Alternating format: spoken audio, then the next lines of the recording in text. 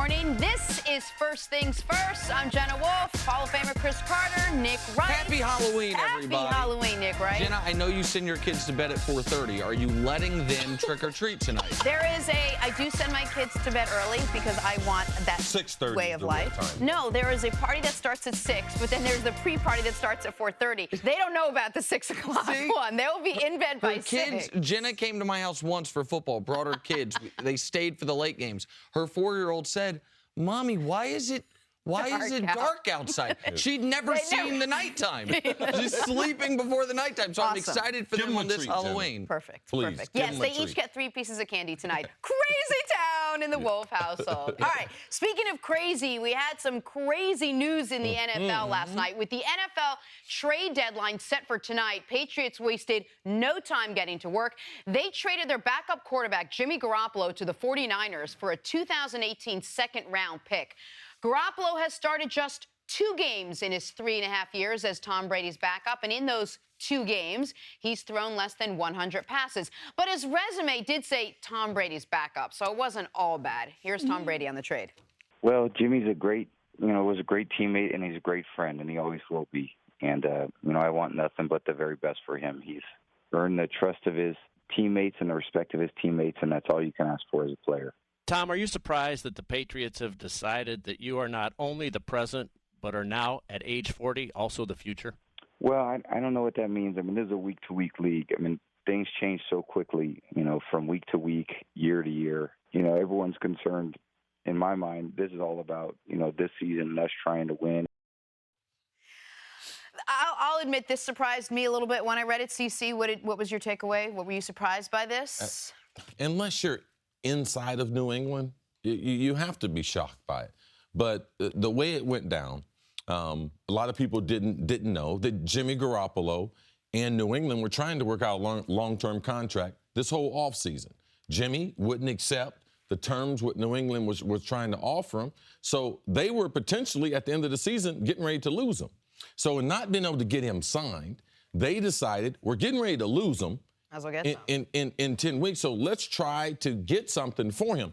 Now, if they lose Garoppolo, based on the NFL and the rules, that they would have gotten a compensatory pick, but those compensatory picks, it probably would have been a second or third rounder, but those picks are harder to trade when you're trying to manipulate and move up to maybe get a number 1. So that's the reason why they called San Francisco yesterday morning and started the negotiations to get Garoppolo off of New England and send him to San Francisco. But for me, in doing that, I just wonder what other teams they could have called. I mean, they only got a second-round pick. I mean, did they call Cleveland? Cleveland needs a quarterback. Jacksonville, with all those young players on that defense, what if they could have gotten him for a second rounder? Arizona, Carson Palmer's hurt.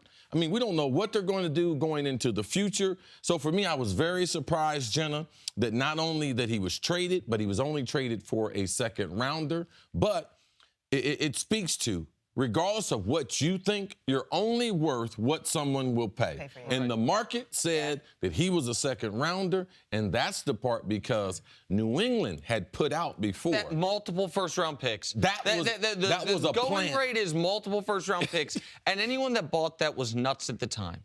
Like, Jimmy Garoppolo played well in the game and 3 quarters that he played for New England last year. But that's all we've seen from him. And so I was surprised.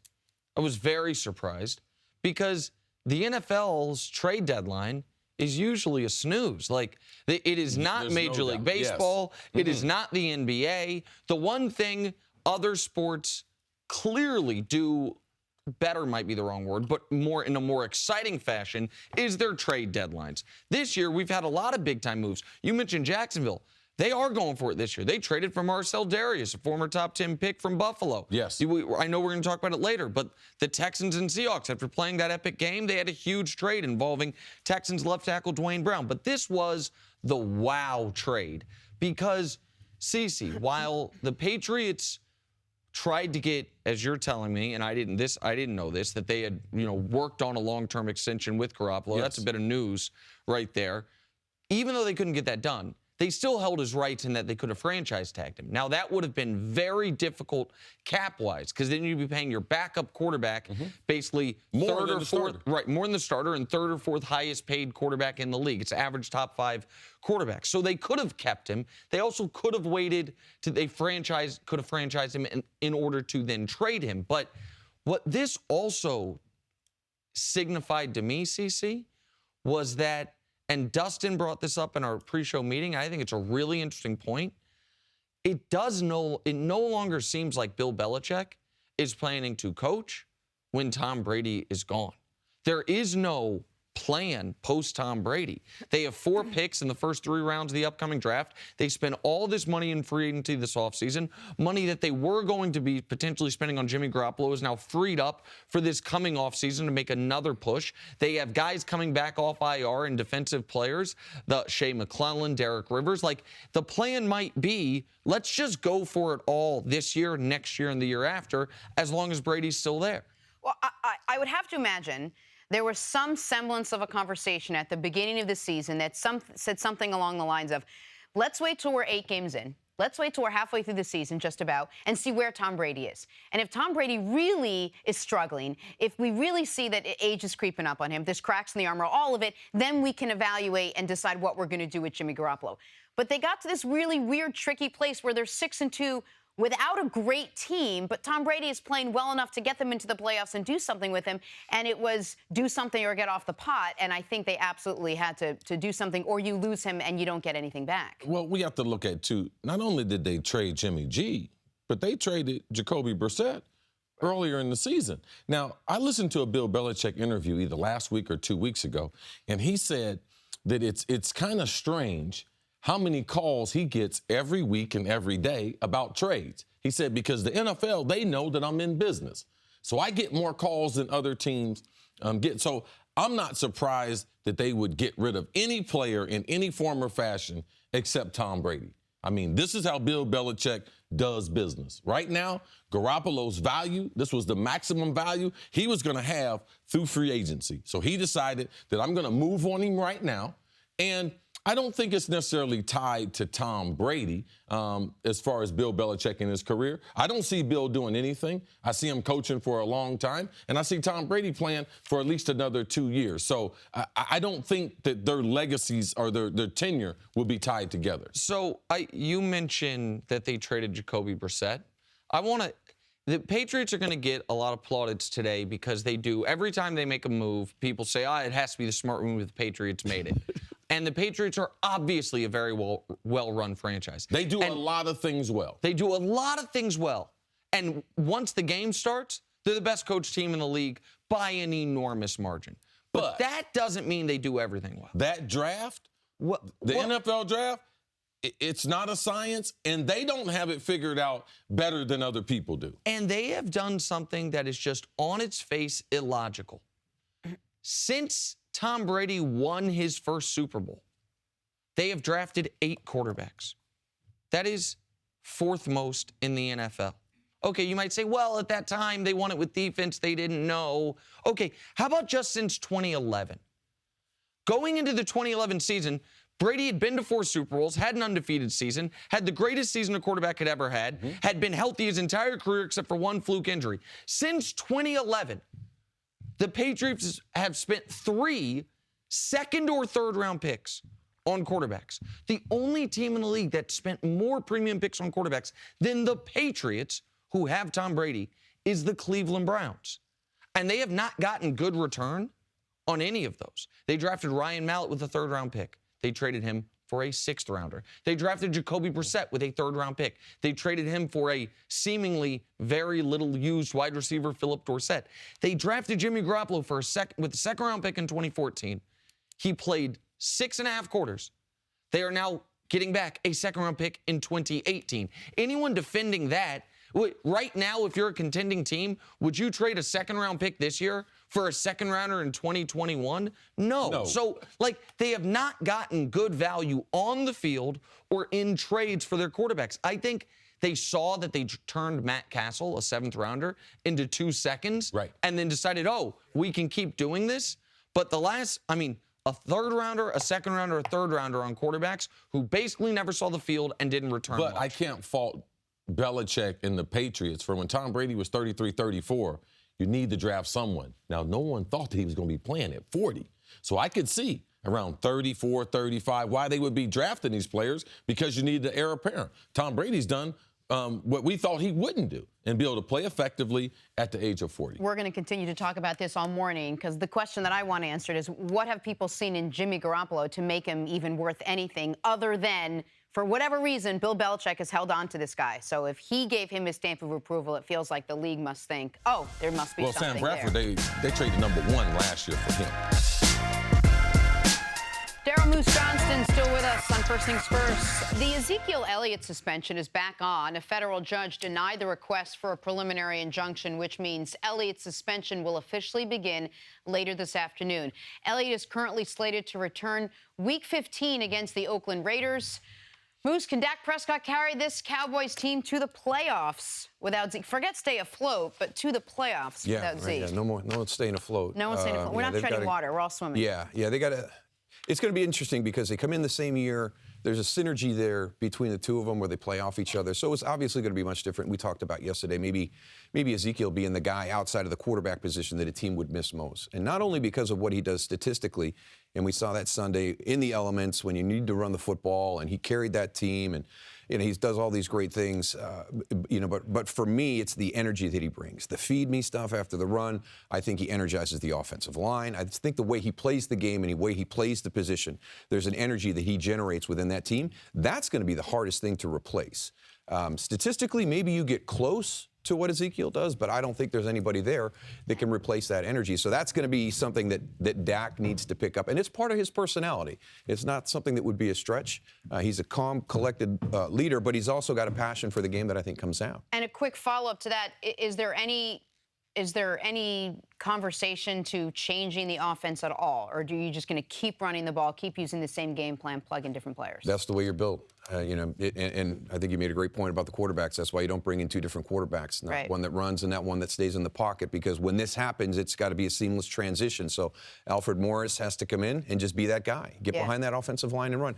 Alfred Morris is a good running back. I thought it was a great signing before Ezekiel Elliott got there. When they were going to be Alfred Morris was going to be the guy, and then you draft Ezekiel later that offseason. So I'm a big fan of Alfred Morris. So stay the same way, and we see what happens. They get into the red zone, and they want to get cute, and they want to get fancy, and here we go, 3 incompletes. Incomplete. We're kicking a field goal. So get into the red zone, stay true to your line, run the football, stay true to who you are as a team, and the other thing is the complementary aspect. This is a defense that feeds off of the time of possession that your offense creates. So you can't deviate too far from this model. All right, so maybe I'm nuts, because this is the one thing that throughout the 41 shows we've done, CC, I think you and I have had the biggest point of conflict on, is this Dak, Zeke, what the Cowboys can do. So let me approach it from a slightly different way.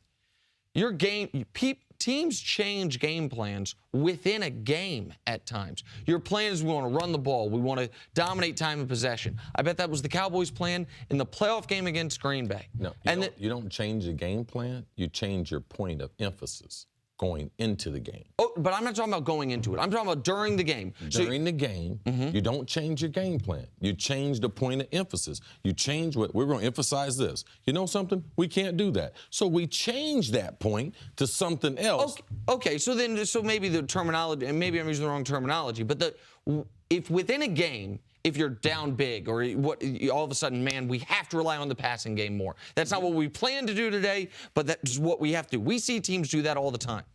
Why is it crazy to think that Dallas will now, just like they adjusted within the Green Bay playoff game, or hell, the Pittsburgh game last year when they were down big and they had to throw the ball more, will say we no longer have this elite player at running back. This is something I know we all agree on. Zeke is a special player. We don't have that. So to me, it would be foolish to say we are going to run our team as if our most talented guy is still there when he's not. But I know you disagree, and it seems like you do as well. So show me what I'm missing here. Explain that to me. Well, the number one thing that you're missing is the offensive line in the unit. You keep breaking it down to one player, all right? But it's really about the unit. You talk about the adjustments that we make in the game, okay? Yeah, we make adjustments, Nick, but you can't change your system, all right? You can change your points of emphasis, what you're going to try to do, but you can't change your system. You cannot make Dallas offense an Aaron Rodgers or a New England Patriots. We're going to throw the ball short. Guys get, you know the reason why? They don't have the talent. They don't have a guys that make guys miss. Bryce Butler, he make anybody miss? No. Cole Beasley, he going to make anybody miss? No. Dez Bryant is the one player that they have on the team. If they get him the ball enough, he can make players miss and get yards after the catch. So you can't change your system, and also you can't change the skill level of the players that you have. So what do? How do we win this game? We got 65 plays, Moose, we got to get through. How am I going to get through them? With that offensive line, because they're going to help cover up the stink or lack of talent that you have around, all right? So, yes, it's about Zeke, but it's about that offensive line. They made a couple adjustments this year on their offensive line. They're just now starting in October to get continuity.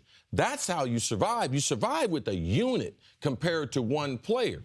Dak, if he drops back 45 times to throw the football, they're going to lose. All right, because they don't have the skill level, and it's easier to come off the ball and hit a guy in his mouth than with a bad back and Tyron Smith on the left tackle backing up all day.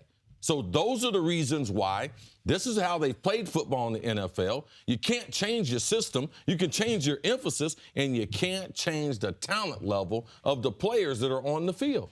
Maybe this helps get back to what you're saying. We talked about yesterday that 14 yards, the longest run that Zeke had against Washington. 33 for 150. Yeah, maybe it becomes that type with Alfred Morris and with McFadden. There's not the explosive run, but it's methodical down the field. Des Bryant does need to step up, though, at this time. And we've had this conversation before. We've had this conversation. But in the beginning of the year, it's Janoris Jenkins, it's Aqib Talib, it's Patrick Peterson. No, I know. It was great that they ran the ball well last week because it's Josh Norman coming back from the injury. If them dudes would have been guarding, the other dude had number 88 on. Michael Irvin. If they would have been guarding him one-on-one, you wouldn't have been talking about, hey, man, guess who was guarding Mike Irvin? It was Aeneas Williams. It was Deion Sanders. Bobby Taylor. We had those days. You would have been like, Mike, get busy. Mike, get work. Oh, that was going on in the huddle. Yes. Yeah, Mike feeds off that. Mike loves those battles. Dez has the energy of Zeke, but they don't get him the ball enough. So he can't get into the game and get the offense going. Why? Why can't they get him the ball enough? Because he's not getting open. It's called separation. So it's on him. Well, that's Chris's point. That's the Chris point. I've been saying that's the point Chris is making about Michael. He would have tough cornerback matchups, and you wouldn't write him off for the game. No. You would say he can go. He's not going to win all of them, no, but he can go. Here it seems like Des gets written off. That's why it's called the Hall of Fame. That's a little bit about Norv too. Norv's going to come. Hey, I know. Challenge. Dean's a great guy. Let's see if he's ready to play against you today, Mike. Absolutely. And you're going to test him out. Kansas City beat their AFC Division West rivals, the Denver Broncos, last night. Travis Kelce was the star. He had 7 catches, 133 yards, and a touchdown. So the Chiefs now sit tied for first place atop the AFC at 6-2. Here's Kelce after the game. It felt awesome. Get out there, get another division win. I mean, it's the Broncos, so we know it's going to be a physically demanding game all the way to the end of the fourth quarter. So, I mean, that's what it was, and sure enough, just happy for our guys that we came out with a W. Nick, I think it was the other day on the show we were talking about how every good team, maybe you said at CC, takes a little break at some point in the season, takes a breather, figures it out, get their losses out of the way. Is that what happens at Kansas City? Are they now back in the discussion as one of the best teams in the NFL? Never left the discussion for me. They had a bad 5 days.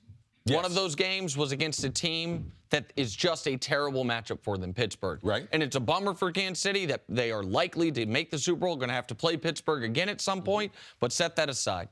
They easily could have beaten Oakland. Yeah, 5 days later, they faced a desperate Oakland team. Right, and they had them, twice they won the game, and the referees gave Oakland extra plays. Of course, Kansas City is one of the best teams in football. Kansas City this season has beaten New England. They have beaten Houston. They have beaten Philadelphia. They just thoroughly dominated the Broncos enough yesterday that they felt comfortable calling a ludicrous trick play in the first quarter because they were like, we're up 14-0. We know these guys can't score. Like this game, we have won this game midway through the first quarter. So yeah, CeCe, the Chiefs have the best offense in football.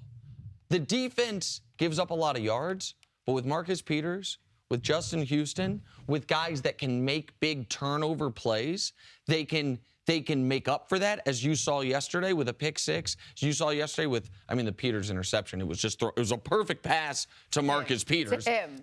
So they don't turn the ball over. Right. Going into last night's game, they hadn't turned the ball over one time since the first play of their season. Absolutely, the Chiefs are one of, if not the best team in football. Well, they have the best resume. They have the most impressive collection of wins. They play in the toughest division in football, and let's go beyond this year. All right, I typically say you don't have any carryover. Nick, what's their record in the last 30 games? So they 10-0, 12-4, so it's 22-4, and now 6-2. So that is 28-6 in their last 34 games. 28-6. Literally love you. So Tom Brady, Alex Smith, Russell Wilson, those three guys have won the most games over that period of time. They're the best in football, and what they do to the opposition. That offense is hard to guard. It's hard to figure out. They got so much motion. Kelsey is an elite player. He can play inside, can play outside. He can block. They put him outside as a wide receiver. He ran a sluggo, a slant and go on the safety. That's a mismatch. Andy Reid's ability to get these talented offensive players in position that they can make plays, and Alex Smith playing the best football of his career, of course they're one of the best teams in football. Defensively, it's nice to see Marcus Peters get back on track because he was not having a great season. So that defense, rush the passer, create turnovers. I don't care if you give up yards, but they have to be able to do those things. Sacks and turnovers, that's what makes this team very special. I don't mind that trick play. I just think it's funny that it comes from one of the most conservative coaches in the NFL. We know Andy Reid. You sit down and talk to Andy Reid, he's not going to tell you any jokes. He's probably not going to make you laugh. He's not going to do anything crazy. He's not going to knock over your. And then all of a sudden, every once in a while, he breaks out a trick play. Reid's a creative play caller. And always has been. Yeah, he was with the Eagles as well, and then he came here and did it. My question is, how bad is the Broncos quarterback situation after watching this it's game? disastrous. It's disastrous. It is and so John Elway is bad. only himself to blame. It's just the first-round pick on Tim Tebow, second-round pick on Brock Osweiler, who they tried to extend, but Houston overpaid him. First-round pick on Paxton Lynch, going into the season with Trevor Siemian, wanting to trade for Colin Kaepernick before you found out his politics, then no longer wanting to trade for Colin Kaepernick. That defense is awesome in Denver. Flat out awesome. They were awesome again yesterday. I know they allowed 29 points, but Denver turned the ball over 5 times. There was a pick 6, so the defense didn't even allow the full 29. There's actually a report that just came out right now that the Broncos are finally considering a quarterback switch back to Paxton Lynch. So I don't know if Brock Osweiler. Right. So I don't know if you're going to get better, but they've realized after last night that they do have a really bad situation. And they have such a good defense. It's almost such a shame that they can't get it together on offense with that defense they have on the field. Hey, Jenna, they've known for a long time they had a quarterback problem. It just happened last night. The backups were so bad that the coach couldn't even put in the backups last night. That's what me. When you go to practice and you see that these guys are marginal, they know they're not going to win you the game, but typically you're trying to get them in a situation where they don't lose you the game. But when you get in a situation like Trevor was in last night and the coach doesn't think about pulling them, it lets you know how bad they think the backup is. Because right now, they don't have any answer at quarterback. Not 1 in Trevor, not 2 in Paxton Lynch, and definitely not 3 in Brock Osweiler. He's been in street clothes most of the season. When the Cleveland Browns can't use you, it's not good. And Jenna, one last note on the Chiefs before we move on.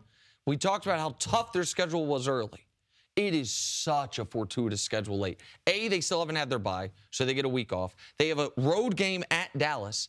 After that, their toughest road game the rest of the way is against the Jets. They only played 2 other winning teams, the Bills and the Dolphins. The Chiefs are staring at 13-3 and they have the head-to-head over New England. Right. Because they started the season with the worst and hardest road game at New England. And they won. And they walked away from Absolutely. Let's go a little deeper on Deshaun Watson, who we touched on a few minutes ago. He went toe-to-toe with Russell Wilson Sunday, each throwing 4 touchdowns and more than 400 yards. And while Watson didn't win the game, he won over Seattle's Richard Sherman. The all-pro cornerback told MMQB, quote, My God, Houston's so lucky. By next year, he's going to be a top 5 quarterback in the league, and that includes the 2 big dogs, Brady and Rodgers. He makes you dig to the deepest part of your competitive juices to beat him. CC, is Richard Sherman right on the fact that Watson is on the verge of being a top 5 NFL quarterback? He did get a first-hand look at him this past weekend. Richard Sherman's one of my favorite players in the NFL, not only because he plays, but the things he said are well thought out. Not only is he talented, but he plays football not only with his body, but with his brain. And he has the pulse of the NFL, and he keeps his ear to it a lot closer than a lot of other players. A lot of players are in their own little world. They don't care them about themselves. But Richard, he's always outspoken about league-wide issues. So, yes, I listen to great players because it is not the norm in the NFL that when you have a press conference and people ask you a question, that you begin to shower praise upon the opposition. You know, Richard Sherman, he had 2 interceptions in this game, didn't he? That's a good time to talk about himself. But when you see a great player or a great coach and they go out of their way, it's time for us to take note because this is not the normal coach speak, player speak. He's giving accolades to a guy. He feels like it's important to let you know what we saw today. Like what we saw was magical. And it wasn't Aaron Rodgers.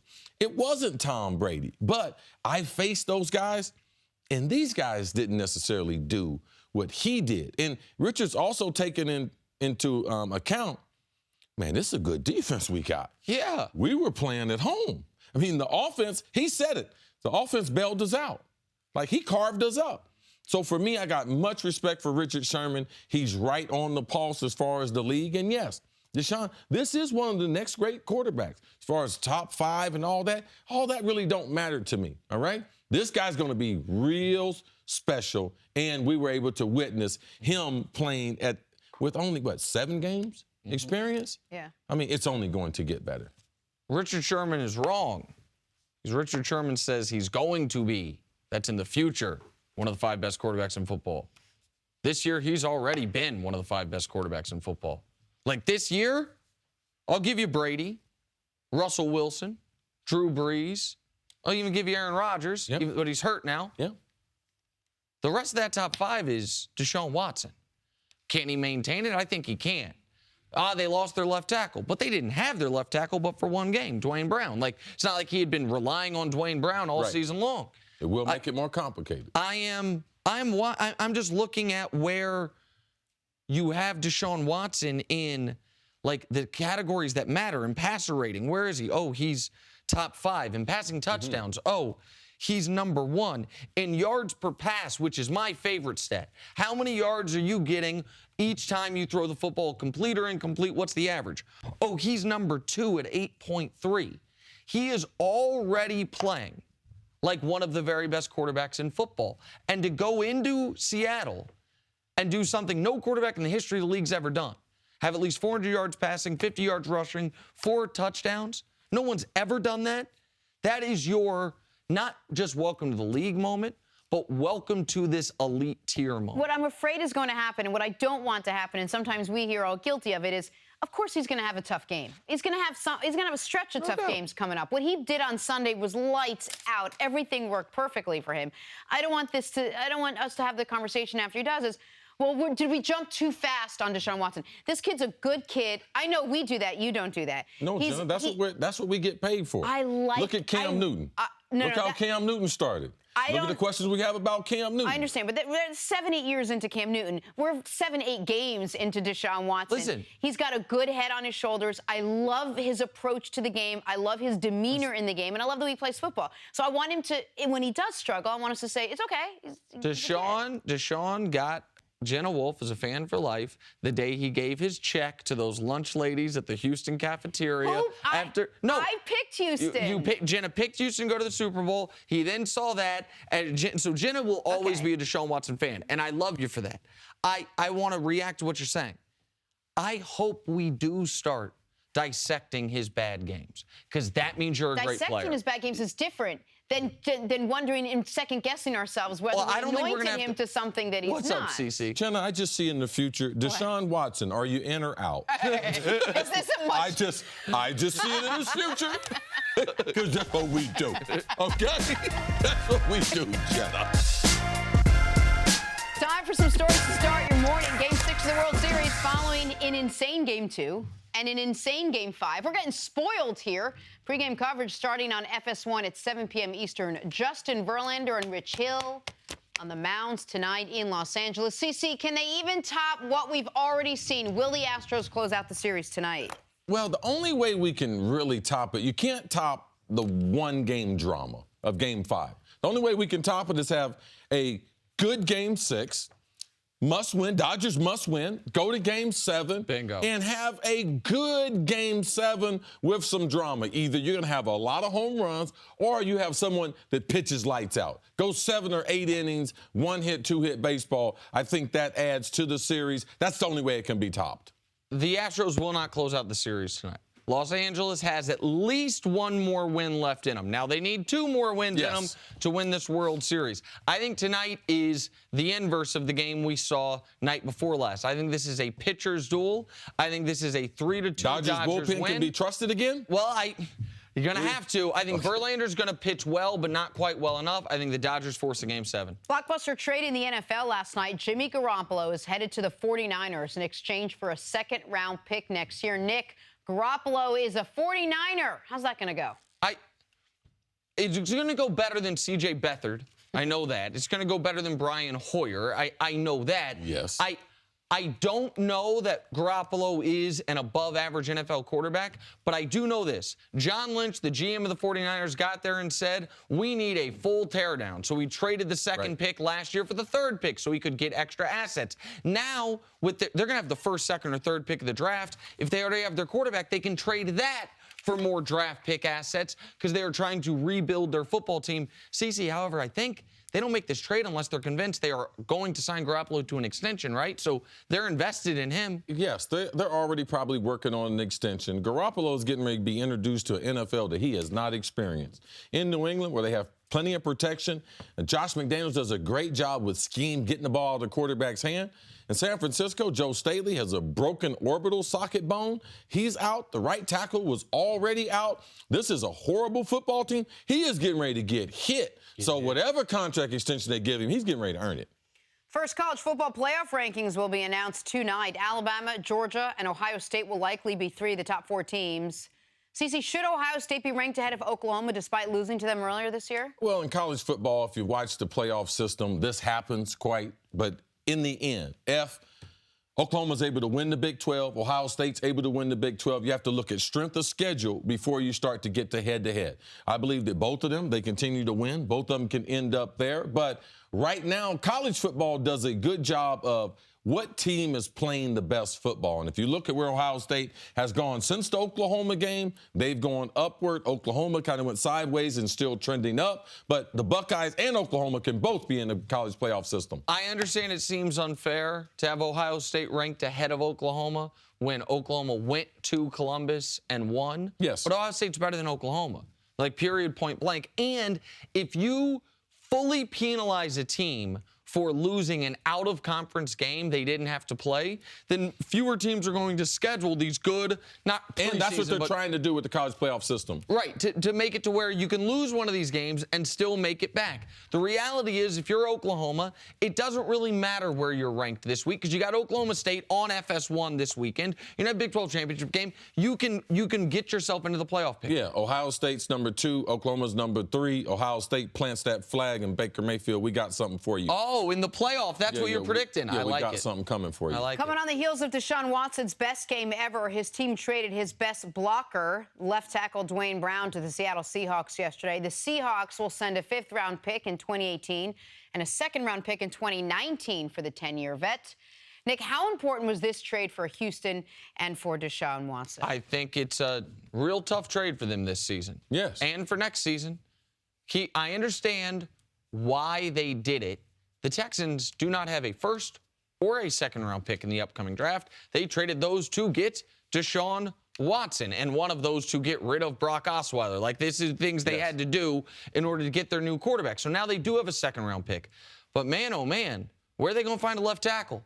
Everybody needs left tackle. No, they don't. They don't grow these guys on trees. Like in free agency, there's probably 2 good left tackles available. Are you going to go pay the premium that you're going to have to? So I understand why the Texans did it, especially since Dwayne wasn't happy there. But this is tough for their franchise quarterback. I'm going to go strictly with the optics. All right? They've had a tough week as far as the owner. The owner opened up his mouth, put both his feet in there.